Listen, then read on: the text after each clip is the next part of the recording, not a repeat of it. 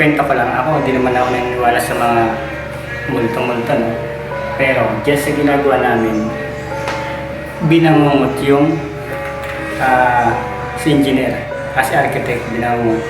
Ngayon, ginising ko si architect, ako naman yung binangungot, yung natulog ako. At ito matindi.